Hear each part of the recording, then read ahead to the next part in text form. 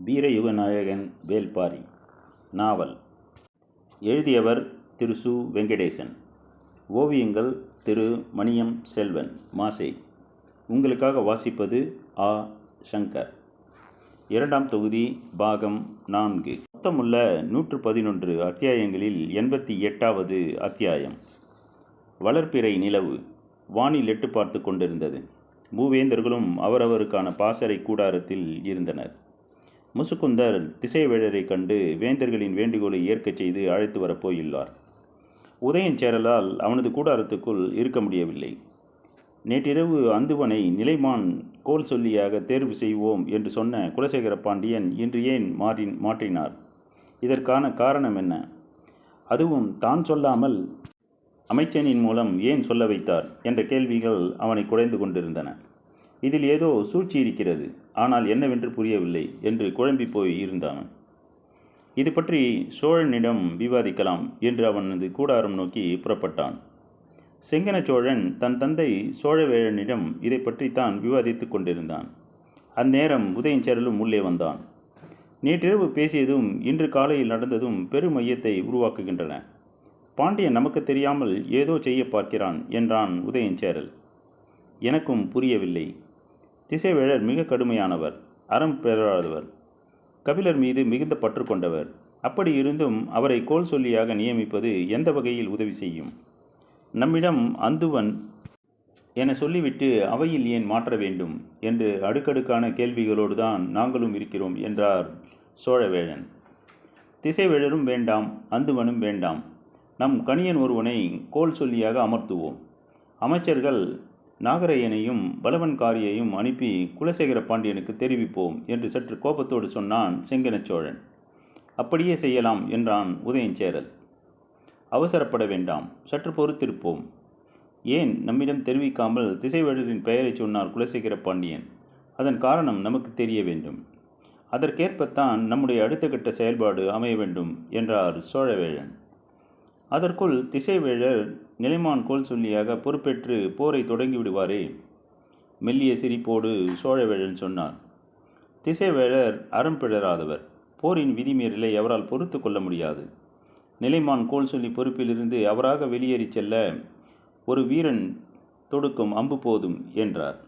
அனுபவம் மீறிய மனிதர்களின் சிந்தனை தனித்துவமிக்கதுதான் என்று தோன்றியது உதயஞ்சேரலுக்கு. தன் தந்தையின் கருத்தை சரியென ஒப்புக்கொண்டான் செங்கன சோழன். குலசேகர பாண்டியனின் செயலுக்கு காரணம் என்ன என்பதை அறிவதுதான் இப்போது முக்கியம் என்பதில் அனைவரும் உடன்பட்டனர்.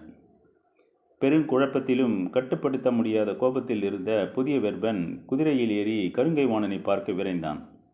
மருத்துவ கூடாரத்தில் இருந்த அவனோடு நேற்று நள்ளிரவு வரை பேசிக்கொண்டிருந்தான். மீண்டும் இன்றிரவு அவனை காண வந்து விட்டான். இளவரசன் உள்ளே வந்ததும் மருத்துவர்களும் உதவியாளர்களும் கூடாரத்தை விட்டு வெளியேறினர். நேற்று இரவு மூவேந்தர்களும் கூடி என்ன பேசினார்கள் என்பது புதிய வெர்பனுக்கு தெரியாது. அவனை பொறுத்தவரை திசைவேழரை கோல் சொல்லியாக அமர்த்தியதுதான் பேரதிர்ச்சியாக இருந்தது. கடும் கோபத்தோடு வந்து செய்தியை கருங்கை வாணனிடம் பகிர்ந்து கொண்டான். கருங்கை வாணனுக்கும் பேரதிர்ச்சியாக இருந்தது. புதிய வெர்பன் சினமீறிய வார்த்தைகளை கொட்டி கொண்டிருந்தான். தொடக்கம் முதலே தந்தையின் செயல் புரிந்து கொள்ள முடியாமல் இருக்கிறது. எதையும் தெரிவிக்க மறுக்கிறார். நான் தெரிவிக்கும் எல்லாவற்றையும் மறுக்கிறார். இந்த போரில் அவர் பின்பற்றும் உத்திகள் அனைத்தும் நமக்கே புரியாத புதிராக இருக்கின்றன என்று மூச்சு விடாமல் பேசினான். கருங்கை வாணனால் இளவரசரின் கோபத்தை முழுமையாக புரிந்து கொள்ள முடிந்தது. பேரரசரின் நடவடிக்கை மிகவும் ஆழ்ந்த சிந்தனை கொண்டதாக இருக்கும். சற்றே பொறுமையாக எண்ணி பார்க்கலாம் என்று புதியவர்மனின் கோபத்தை மட்டுப்படுத்த முயன்றான் கருங்கை வாணன். ஆனால் புதியவர்மனால் எளிதில் சமாதானமாக முடியவில்லை. என் மனைவியை ஏன் மதுரையை விட்டு வெங்கல் நாட்டுக்கு வரவழைக்க வேண்டும்? அதுவும் அவள் வந்த பிறகுதான் எனக்கும் செய்தி தெரிவிக்கப்படுகிறது என்றான். கருங்கை வாணன் இந்த செய்தியை இப்போதுதான் அறிகிறான். இளவரசியார் வெங்கல் நாட்டுக்கு வந்துள்ளாரா என கேட்டான். ஏதாவது ஒரு காரணம் இருக்கும். அவள் கபிலரின் மாணவி. போர் நடவடிக்கைகளில் யாரும் எதிர்பார்க்காத போது அவள் பயன்படக்கூடும் என்று சிந்தித்திருப்பார் என தோன்றுகிறது. அது நல்ல சிந்தனைதான். ஆனால் என் மனைவி வந்துள்ளதையே நான் மயூர்கிழார் சொல்லித்தான் தெரிந்து கொள்கிறேன். இதையாவது பொறுத்து கொள்ளலாம். காலையில் வாரிக்கையன் என்ற அந்த கிழவன் உன் மனைவி கருவுற்றிருக்கிறாளா என்று அவையில் அவமதிக்கும் துணியில் கேள்வி எழுப்பிய போது சினந்தெழுவார் என நினைத்து தந்தையை பார்த்தேன். அவரோ சிரித்து கொண்டிருக்கிறார். இது பாண்டிய நாட்டு அரண்மனை அல்ல. மற்ற இரு வேந்தர்களும் இருக்கும் அவையில் என்னை அவமானப்படுத்த வேண்டிய தேவை என்ன? என்னதான் நினைக்கிறார் அவர் என்று கோபத்தில் சீறினான் புதியவர்பன். சிறிது நேரம் பதிலின்றி அமைதியாக இருந்த கருங்கைவாணன், பேரரசரின் செயல் நமக்கு கவலையை தந்தாலும் அதற்குள் ஆழ்ந்த பொருள் இருப்பதை நாம் பல நேரத்தில் உணர்ந்துள்ளோம். இதுவும் அப்படி ஒரு செயலாக இருக்கலாம் அல்லவா என கேட்டான். எதை சொல்கிறாய்? இளவரசியாரை உங்களுக்கு தெரிவிக்காமல் வாழ்வதை பற்றி கோபப்பட்ட நீங்கள் அதற்கான காரணத்தை சொல்லும்போது சரியானதுதானே என்று சொல்கிறீர்கள் அல்லவா? அதே போலத்தான் திசைவேழரை கோல் சொல்லியாக அமர்த்தியதற்கும் சரியான காரணம் இருக்கும் என்று எனக்கு தோன்றுகிறது. என்ன காரணம்? வேட்டுவன் பாறையின் மீதான தாக்குதலின் தன்மையை பேரரசர் உணர்ந்திருப்பார். எதிரியின் திறன் வலிமை கொள்ளும் இடம் எது, வலிமை குன்றும் இடம் எது என்று அவரால் துல்லியமாக கணிக்க முடியும். களப்போர் என்பது பயிற்சி அடிப்படையாக கொண்டது. பயிற்சியற்ற படை வீரர்கள் தாக்குதல் போரைப் போலவே களப்போரிலும் எல்லா திசைகளிலும் அளவற்ற ஆவேசத்தை வெளிப்படுத்துவர். அதனாலேயே அவர்களை சூழ்ச்சிக்குள் சிக்க வைப்பு வாய்ப்பு அதிகம். அது மட்டுமல்ல, பரம்பினரை போர் விதிகளுக்குள் அடக்குவது ஏதோ ஒரு வகையில் அவர்களை கட்டுப்படுத்துவதுதான். காட்டாற்றின் வேகத்தை கரை எழுப்பிய வாய்க்காலின் வழியே பிரித்து பணிய வைப்பதைப் போலத்தான். அவர்களின் தரப்பில் கோல் சொல்லியாக கபிலர் இருக்கும்போது திசைவேழரை நமது தரப்பு கோல் சொல்லியாக தேர்ந்தெடுத்தது சிறந்த தந்திரம் என்றே நினைக்கிறேன். போர் விதிகளுக்குள் மீண்டும் மீண்டும் அவர்களை உட்படுத்தும் ஆயுதமாக கபிலரையும் திசைவேழரையும் ஒரு சேர பயன்படுத்த நினைத்துள்ளார். காட்டு யானையின் இரு காதுகளிலும் இரு அங்குசங்களை மாட்ட நினைக்கிறார் பேரரசர் என்றான் கருங்கைவாணன். இப்படி ஒரு காரணத்தை புதியவர்பன் சிந்திக்கவில்லை. கருங்கைவாணன் சொல்வதை கேட்கும்போது மிக நுட்பமான சூழ்ச்சியாக தோன்றியது. பேரரசரின் திட்டம் மிகவும் கவனமிக்கதாக இருக்கிறது என்பதும் விளங்கியது. ஆனாலும் மனதுக்குள் வலி அகலவில்லை. சட்டென நினைவுக்கு வந்து மீண்டும் கேட்டான் புதியவர்பன். நேற்று பரம்புடனான போருக்கு விதிகளே வகுக்கக்கூடாது என்று சொன்னாய். இன்று இப்படி பேசுகிறாயே? ஆம், இப்போதும் எனது நிலை அதுதான். ஆனால் விதிகள் வகுக்கப்பட்ட போர் என்று முடிவெடுத்த பிறகு சிறந்த போர் உத்திகளை பயன்படுத்த வேண்டும். இப்போது பேரரசர் அதைத்தான் செய்துள்ளார் என நினைக்கிறேன் என்றான் கருங்கைவாணன். வெங்கல் நாட்டின் வடப்புறத்து குடில் ஒன்றில் தங்கியிருந்தார் திசைவேழர். கபிலரும் வாரிக்கையனும் புறப்பட்ட சிறிது நேரத்திலேயே திசைவேழரை பார்க்க விரைந்தார் முசுக்குந்தர். வையக்கரையில் இருந்த திசைவேழரை போருக்கான நாள் குறித்து தர சொல்லித்தான் அழைத்தனர். ஆனால் அவரோ போரை தவிர்க்க கபிலர் மூலமாக ஏன் பேசி பார்க்கக்கூடாது என கேள்வி எழுப்பினார். அவர் சொன்னதை ஏற்ற வேந்தர்கள் கபிலருக்கு தூது அனுப்பி பேசி பார்த்தனர். ஆனால் அந்த பேச்சுவார்த்தை தோல்வியடைந்தது. அன்று மாலையே திசைவேழருக்கு அந்த செய்தி தெரிவிக்கப்பட்டது. அவரது சொல்லை கேட்டு வேந்தர்கள் மூவரும் பேச்சுவார்த்தை நடத்தினர். ஆனாலும் போரை தவிர்க்க முடியவில்லை. எனவே இனி அவர்கள் கேட்பது போல போருக்கான நாள் குறித்து கொடுப்பதை மறுத்து சொல்ல முடியாத நிலை திசைவேழருக்கு உருவானது. சற்று குழப்பமான மனநிலையிலேயே குடில் விட்டு அகலாமல் இருந்தார் திசைவேழர். இரவு பரவும் வேளையில் குடிலுக்கு வந்து சேர்ந்தார் முசுக்குந்தர். மாணவர்கள் விளக்கை ஏற்றி கொண்டிருந்தனர். செய்தி திசைவேழருக்கு சொல்லப்பட்டது. மீண்டும் நாள் குறித்து கேட்பதற்காக முசுக்குந்தர் வந்துள்ளார் என நினைத்தபடி அவரை உள்ளே வரச் சொன்னார் திசைவேழர். தான் வந்துள்ள பணி எவ்வளவு கடினமானது என முசுக்குந்தருக்கு நன்கு தெரியும். திசைவேழர் இதற்கு ஒப்புதல் தருவது எளிய செயலன்று. ஆனாலும் பேரரசர் குலசேகர பாண்டியனின் விருப்பத்தை நிறைவேற்றுவதில் தோல்வியடைந்து விடக்கூடாது என்ற முடிவோடு வந்திருந்தார். திசைவேழரின் முன் பணிவு குலையாமல் அதே நேரத்தில் எந்தவித தயக்கமுமின்றி தான் மனதுக்குள் பலமுறை சொல்லி பார்த்த சொற்றொடரை தலை தாழ்த்தியபடியே கூறினார் முசுக்குந்தர். இப்பெரும் போருக்கான வேந்தர் படையின் நிலைமான் கோல் சொல்லியாக தாங்கள் இருந்து வழி நடத்த வேண்டும் என்று மூவேந்தர்களும் விரும்புகின்றனர் பேராசானை. போர் நிலத்தையே பார்க்கக்கூடாது என நினைப்பவனை போரின் அத்தனை கொலைகளையும் உற்று நோக்குபவனாக மாற்ற நினைக்கும் வேண்டுகோள் அவரை நடுங்கச் செய்தது. ஒரு கணம் திகைத்து போனார். அதிர்ச்சி சினமாக உருமாறியது. ஆனாலும் கட்டுப்படுத்தினார். மெல்லிய குளரில் உதிர்ந்த இலையை ஊதி தள்ளுவதைப் போல இந்த வேண்டுகோளை அப்புறப்படுத்தினார். சினமேறிய வெளிப்பாடு இல்லாதது முசுக்குந்தருக்கு சற்றே ஆறுதலாக இருந்தது. ஆனாலும் அவரின் ஏற்பை பெறுவது எளிய செயல் அல்ல. எல்லா வகையிலும் முயன்று அவரின் ஒப்புதலை பெற மனதை ஆயத்தப்படுத்தி கொண்டார். திசைவேழர் தனது வழக்கத்துக்கு மாறான செயலை செய்து கொண்டிருந்தார். பொங்கி எழும் சினம் சொல்லின் மேல் படியாமல் பார்த்து கொண்டார். நிராகரிக்கும் ஒன்றின் மீது உணர்ச்சியை படிய விடுவது பொருளற்றது என்று அவருக்கு தோன்றியது. முழுமுற்றாக நிராகரிப்பதற்கும் நிராகரிக்கும் காரணத்தை விளக்குவதற்கும் நுட்பமான இடைவெளி உண்டு. கண்ணுக்கு தெரியாமல் ஒரு படி கீழிறங்கும் செயல் அது. திசைவேழர் நிராகரிக்கும் ஒற்றை சொல்லை மட்டுமே இயல்பான தொனியில் சொல்லிக் கொண்டிருந்தார். எப்படியாவது அதற்கான காரணத்தை விளக்கும் இடத்துக்கு அவரை வரவழைத்து விட வேண்டும் என முயன்றார் முசுக்குந்தர். திசைவேழர் போன்ற பேராசனை துளி துளியாகத்தான் கரைக்க முடியும். இந்த போரில் தனக்கு வழங்கப்பட்ட மிக கடினமான பணி இதுவாகத்தான் இருக்கும். இத்தனை ஆண்டுகால அனுபவத்தை உருட்டி திரட்டி எதை சொன்னால் திசைவேழரின் சொற்கள் கனிவு கொள்ளுமோ அதற்கான வெக்கையை உருவாக்கும் காரணத்தை தேர்வு செய்து கூறினார். போரின் அறத்தை சிறந்த கோல் சொல்லிகளால் மட்டுமே நிலைநிறுத்த முடியும். எனவே நீங்கள் மூவேந்தர்களின் கூட்டுப்படைக்கு நிலைமான் கோல் சொல்லியாக இருந்து இந்த போரை அறவிதிகள் மீறாமல் நடத்தி தர வேண்டும். நீண்ட அமைதிக்கு பிறகு திசைவேழர் கூறினார். அறம் பேண பொது இடமன்று போர்க்களம். அது நம்மை இரக்கமற்ற மனநிலைக்குள் முழுமுற்றாக மூழ்க வைக்கும். எனவே இந்த வேண்டுகோளை என்னால் ஏற்க முடியாது. இந்த இடத்துக்கு அவரை வரவழைக்கத்தான் இவ்வளவு முயன்றார் முசுக்குந்தர். கரையத் தொடங்கிய ஒன்று மறுபடியும் தனக்குத்தானே உறைந்து இறுகுவது எளிதென்று. இனி வெக்கையை நடத்தியை வெப்பத்தின் இளஞ்சூடாக மாற்ற முயன்றார் முசுக்குந்தர். ஏற்றுக்கொள்ளப்பட்ட பொது விதிகளைத்தானே முன்னோர்கள் அறம் என வகைப்படுத்தினர். நாற்றங்காலின் அறமும் அறுவடை களத்தின் அறமும் செயலின் வழியேதானே வெவ்வேறானவை. வரையறுக்கப்பட்ட கடமையின் அடிப்படையில் அவற்றுக்குள் வேறுபாடு எதுவும் இல்லையே. பயிரை நடுவது பயிரை அறுப்பதும் சமநிலை கொண்ட செயல்பாடுகள் என்பதே அறத்தின் குரல். அப்படி இருக்க பொது இடம் என்றோ போர்க்களம் என்றோ வேறுபடுத்துவது பொருளற்றது தானே பேராசானே. முசுக்குந்தரே, விதிகளும் அற உணர்வும் எப்போதும் பொருந்தி போவதில்லை. விதிகள் சமமான தோற்றத்தை உருவாக்க நினைப்பவை. அற உணர்வு சமமற்றவனின் நியாயத்தை பற்றி நிற்பவை. போருக்கு தேவை போர் விதிகள்தான். அவற்றை போரின் அறம் என சொல்வது அறிவுடைமையாகாது. சமமான அளவீடுகளை உருவாக்குவதே சமமற்றவற்றுக்கு எதிரான அறச்சிந்தனையின் வெளிப்பாடுதான். அதனால் தானே இந்த செயலில் தன்னை பொருத்தி கொள்வது கடமை என பெரும் புலவர் கபிலர் முன்வந்துள்ளார். சற்றே அறிந்தார் திசைவேழர். கபிலர் கோல் சொல்லியாக இருக்க முன்வந்துள்ளாரா? ஆம், பரம்பின் தரப்பில் நிலைமான் கோல் சொல்லியாக இருக்கப் போகிறார் பெரும்புலவர் கபிலர். அதனால்தான் மூவேந்தர்களும் ஒருமித்த குரலில் பேராசானே தங்களுக்கான நிலைமான் கோல் சொல்லியாக இருக்க வேண்டுமென விரும்புகின்றனர். விதிகள் நீரை ஒழுங்குபடுத்தும் வாய்க்காலை போன்றவை. ஆனால் கண்ணுக்கு தெரியாமல் நீரில் கரையக்கூடியவை.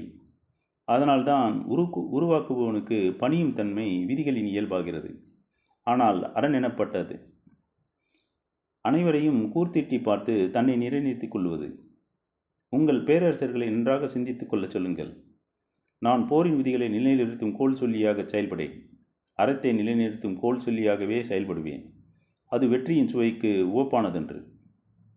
முழுமுற்றாக மறுத்து கொண்டிருந்த திசைவேழர் இவ்வளவு இறங்கி வந்ததும் இருக்கப்பற்றிக் கொள்ள நினைத்தார் முசுக்குந்தர். குலசேகர பாண்டியனின் உத்தரவை நிறைவேற்ற முடியாமற் போய்விடுமோ என்ற பதட்டம் தனியத் தொடங்கியது. உறுதியான குரலில் கூறினார். இதற்கு முன் இந்த மண் காணாத பெரும் போர் இது. மூவேந்தர்கள் ஓரணியில் அணிவகுத்து நிற்கப் போகின்றனர். பறவைகளால் பறந்து கடக்க முடியாத நிலப்பரப்பில் வீரர்கள் வாளேந்தி நிற்பர். இந்த மாபெரும் போரை அறம் பெறலாமல் நடத்த வேண்டும் என்று பாண்டிய பேரரசர் கருதுகிறார். வரலாறு இருக்கும் வரை இந்த போர் நிலை பெறப்போகிறது. இதில் அடையப்போகும் வெற்றி எந்த வகையிலும் குறைவுடையதாக இருக்கக்கூடாது என்பதில் குலசேகர பாண்டியன் மட்டுமல்ல, மற்ற இரு பேரரசர்களும் மிகுந்த விருப்பத்தோடு இருக்கின்றனர். எனவேதான் தங்களின் ஒப்புதல் தலையாயது என கருதுகின்றனர் என்றார். திசைவேழர் எதிர்ச்சொல்லின்றி அமைதியானார். வைகையின் தென் திசையில் நீங்கள் குடில் அமைத்திருந்ததால் வெள்ளத்தை கடந்து அந்துவனால் வந்து உங்களை கண்டு பேசியிருக்கவே முடியாது. நீங்கள் வடதிசையில் குடில் அமைத்ததே இங்கு வந்து சேருவதற்காகத்தான். எனவே திசைவேழர் இதற்கு ஒப்புதல் தருவார் என்ற நம்பிக்கையோடு என்னை அனுப்பி வைத்தார் பேரரசர் என்றார் முசுக்குந்தர். இதற்கு பிறகும் பதிலின்றி இருக்க முடியவில்லை. சற்றே தலையசைத்தார் திசைவேழர். மகிழ்ச்சி பொங்க அவரது கால் தொட்டு வணங்கினார் முசுக்குந்தர். மறுநாள் அவை கூடியது. கபிலரும் வாரிக்கையனும் வந்து சேர்ந்தனர். சிறிது நேரத்தில் திசைவேழர் வந்தார். அவர் நிலைமான் கோல் சொல்லியாக இருக்க எப்படி ஒப்புக்கொண்டார் என கபிலருக்கு பெரும் வியப்பாக இருந்தது. பேரரசர்களோ அதிர்ச்சியில் உறைந்திருந்தனர். மருத்துவ கூடாரத்திலிருந்து கருங்கை வாணனும் வந்து சேர்ந்து விட்டான். குலசேகர பாண்டியனின் தந்திரமிக்க செயல் இது என்று அவன் நினைத்தான். ஆனால் குலசேகர பாண்டியனோ ஏறக்குறைய கலங்கிய நிலையில் இருந்தார். நேற்று நடுப்பகலில் பேச்சுவார்த்தை முடிந்ததும் அப்படியே போய் மயங்கி தூங்கியவர்தான். நள்ளிரவுதான் எழுந்தார். அதன் பிறகுதான் என்ன நடந்தது என கேட்டறிந்தார். நிலைமான் கோல்செல்லியாக திசைவேழரை தேர்வு செய்யப்பட்டதை கேள்விப்பட்டு நடுங்கி போனார். எப்படி இது நடந்தது என அவைக்குள் இருந்த பணியாளரிடம் மீண்டும் மீண்டும் கேட்டார். தான் எப்படி ஒப்புதல் கொடுத்தோம் என்பது அவருக்கு புரியவே இல்லை. முசுக்குந்தர் எங்கே என கேட்டார். திசைவேழரிடம் ஒப்புதல் பெற போயுள்ளார் என தெரிவித்தனர். இவ்வளவு குழப்பங்களுக்கு பிறகும் அவருக்கு இருந்த நம்பிக்கை திசைவேழர் இந்த ஆலோசனையை ஏற்றுக்கொள்ள மாட்டார் என்பதுதான். எனவே நாம் முன்னரே தெரிவித்தபடி நாளை காலை அந்துவனை நிலைமான் கோல்சொல்லியாக தேர்வு செய்துவிடலாம் என நினைத்து அந்துவனுக்கு செய்தி சொல்லி ஆயத்த நிலையில் இருக்க சொன்னார். ஆனால் அதிகாலையில் தான் செய்தி வந்தது. திசைவேழர் ஒப்புதல் வழங்கிவிட்டார் என்று. குலசேகர பாண்டியனுக்கு செய்தி சொல்லப்பட்ட அதே நேரத்தில் மற்ற இரு பேரரசர்களுக்கும் செய்தி சொல்லப்பட்டு விட்டது. குலசேகர பாண்டியனால் நம்பவே முடியாத செய்தியாக இது இருந்தது. போர் தொடங்க நாள் குறித்து கொடுக்க சொன்னதற்கே அவ்வளவு தயங்கிய அவர் கோல்சொல்லியாக இருக்க எப்படி ஒப்புக்கொண்டார் என்பது பெருங்கேள்வியாக இருந்தது. தனக்கு என்ன நேர்ந்தது என்பதும் தன்னை சுற்றி என்ன நடக்கிறது என்பதும் புரிபடாத நிலையில் மீள முடியாத குழப்பத்தில் மூழ்கினார். இந்த சிக்கலை எப்படி கையாள்வது என்பதை பற்றி முடிவெடுக்க மிக குறைந்த நேரமே இருந்தது. அவையில் நான் சொன்னதை நானே மறுத்தாலோ மாற்றி கூறினாலோ அது பெரும் பிழையாகிவிடும். வரும் நாட்களில் மூவேந்தர்களின் கூட்டு முடிவுகள் நம்பகத்தன்மையை இழக்க நானே காரணமாகிவிடுவேன். எனவே அந்துவனை பற்றிய புதிய செய்திகள் காலையில்தான் தெரிய வந்தன. அவன் ஆபத்து நிறைந்தவன். அதனால் திசைவேழரை தேர்வு செய்ய எண்ணினேன். ஆனால் முன்கூட்டி தெரிவிக்க முடியாமல் போய்விட்டது என்று சொல்லி சமாளிக்கலாம் என்ற முடிவுக்கு வந்தார். எனக்கு என்ன நேர்ந்தது சற்றே நினைவு தவறி மீண்டது போல் உள்ளது. காலையில் உண்ட உணவால் அப்படி ஆனோமா, இது தற்செயலாக அல்லது யாராலோ திட்டமிடப்பட்டதா என்று அவருள் கேள்விகள் எழுந்தபடியே இருந்தன. அனைத்தையும் தீவிரமாக விசாரிப்பது என முடிவுக்கு வந்தார். நடந்துள்ள நிகழ்வுகள் அனைத்திலும் மிக துடிப்பாக செயல்பட்டுள்ளவர் முசுக்குந்தர். அவையில் திசைவேழரின் பெயரை சொன்னதும் நள்ளிரவு வரை அவருடன் வாதாடி ஒப்புதல் பெற்றதும் இப்போது அவைக்கு அழைத்து வந்துள்ளதும் முசுக்குந்தர் தான். இவை அனைத்திலும் மிக தீவிரமாக அவர் செயல்பட்டுள்ளார். குலசேகர பாண்டியனின் ஐயம் முசுக்குந்தர் மீது படரத் தொடங்கியது. ஆனாலும் இப்போது நடக்க வேண்டியதில் மட்டும் கவனமாக இருப்போம் என்ற முடிவுடன் அவையில் அமர்ந்திருந்தார். திசைவேழரும் கபிலரும் ஒருங்கே அமைந்திருக்கும் பேரவை. மூவேந்தர்களும் அவர்களின் தளபதிகளும் அமர்ந்துள்ளனர். உடன் பரம்பு நாட்டு பெருங்கிழவர் வாரிக்கையன் இருந்தார். மாபெரும் மனிதர்களால் நிறைந்த அவை அது. வேட்பன் பார்வைக்கு வந்து திரும்பிய திசைவேழரை இவ்வளவு விரைவாக போர்க்களத்தில் காண்போம் என்று கபிலர் எண்ணவில்லை. கவலை தோய்ந்த முகத்தோடு அவரை அருகில் சென்று வணங்கினார். அவரின் முகக்கவலையை உணர முடிந்தது. என்ன சொல்வதென்று சிந்தித்தபடி திசைவேழர், புலி முன் ஆடா, புலி முன் புலியா, புலி முன் யானையா என்பதை இணைந்து கண்டறிய போகிறோமா என கேட்டபடி இருக்கையில் அமர்ந்தார். முகத்தில் பரவிய சிறு சிரிப்போடு தனது இருக்கையில் அமர்ந்தார் கபிலர். திசைவேழர் அமர்ந்ததும் போர் விதிகளுக்கான பேச்சுவார்த்தை தொடங்கியது. இதுவரை வழக்கத்தில் உள்ள விதிமுறைகளை கூறுங்கள் என்றார் திசைவேழர். குலசேகர பாண்டியனின் வலதுபுறமிருந்து முசுக்குந்தர் எழுந்த அதே நேரத்தில் சோழவேழனின் பக்கத்தில் இருந்த வலவன்காரி கையில் ஏடுடன் எழுந்து முன் வந்தான். உள்ளே வந்து அமர்ந்ததிலிருந்து வாரிக்கையன் அவையில் உள்ள ஒவ்வொருவர் முகத்தையும் கூர்ந்து பார்த்து கொண்டிருந்தார். குழப்பமும் பதற்றமும் மிரட்சியுமாக முகங்கள் இருந்தன. மிகுந்த தெளிவோடு இருந்த ஒரே முகம் முசுக்குந்தரின் முகம் மட்டுமே. குலசேகர பாண்டியனிட்ட கட்டளைப்படி பேராசான் திசைவேழரின் ஒப்புதல் பெற்று அவரை அழைத்து வந்து விட்டேன் என்ற மகிழ்வில் இருந்தார். ஆனால் தனக்கு எதிர் திசையில் இருந்த சோழ நாட்டு அமைச்சன் வலவன்காரி கையில் ஏடோடு முன்னகர்ந்து வந்தது அவருக்கு சற்றே அதிர்ச்சியாக இருந்தது. திரும்பி பேரரசரை பார்த்தார். குலசேகர பாண்டியன் கையை காட்டி முசுக்குந்தரை இருக்கையில் அமரச் சொன்னார். நம்ப முடியாத அதிர்ச்சியோடு பின்னிருக்கையில் போய் அமர்ந்தார் முசுக்குந்தர். வலவன்காரி போர் விதிகளை படிக்கத் தொடங்கினான். போர்க்களம் எதிரியை கொன்றழிக்கும் உரிமையை ஒவ்வொரு வீரனுக்கும் வழங்குகிறது. ஆனால் அந்த உரிமைக்கு சில கட்டுப்பாடுகளும் ஒழுங்கு முறைகளும் உண்டு. அதையே போர் விதிகள் என்கிறோம்.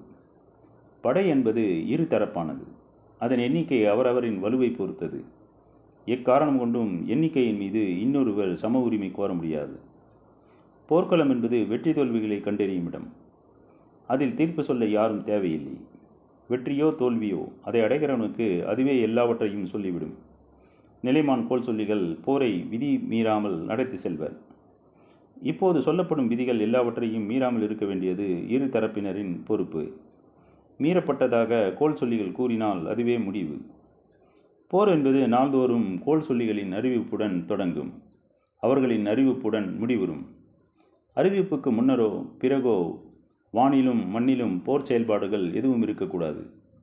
அறிவிப்புக்கு முன் நான் இழுக்கப்பட்டு விட்டால் அந்த அம்பை மண்ணை நோக்கித்தான் விடுவிக்க வேண்டும். முடிவரும் ஓசைக்கு பிறகு போர்க்களத்துக்குள் குதிரைகள் தாற்றுக்கோளால் அடித்து ஓட்டக்கூடாது. யானைகள் பிளிர பாகன்கள் அனுமதிக்கக்கூடாது. அந்த கணமே அனைத்தும் நிறுத்துதல் வேண்டும். தாக்குதல் கண்டு புறமுதுகிட்டு ஓடுகிறவனையோ, கைகூப்பி வணங்குகிறவனையோ, அவிழ்ந்த தலப்பாகையை சரி செய்கிறவனையோ, ஆயுதம் இழந்தவனையோ தாக்கக்கூடாது. காலாட்படையுடன் தான் மோத வேண்டும். அதேபோல் குதிரைப்படையுடன் யானைப்படையும் தேர்ப்படையும் தம்மையொத்த படைகளுடன் தான் மட்டுமே மோத வேண்டும்.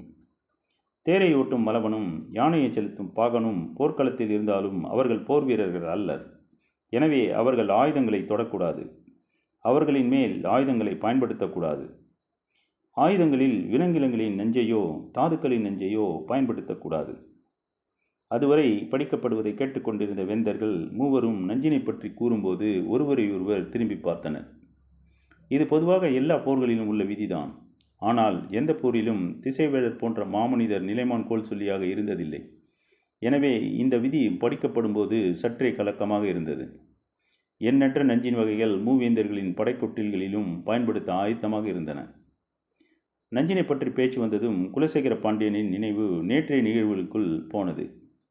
எனக்கு கொடுத்த சுவை நீரில் நெஞ்சேதும் கலைக்கப்பட்டிருக்குமோ, அதனால்தான் நான் நினைவு பிறந்தவனான் மாறினேனோ என்று எண்ணினான். இந்த எண்ணம் தோன்றிய மறுகணமே கடந்த முறை கபிலர் வந்தபோது கருங்குரங்கின் செயலை வைத்து சுவை நீரில் நெஞ்சு கலந்துள்ளது என சேரன் பதறியது நினைவுக்கு வந்தது.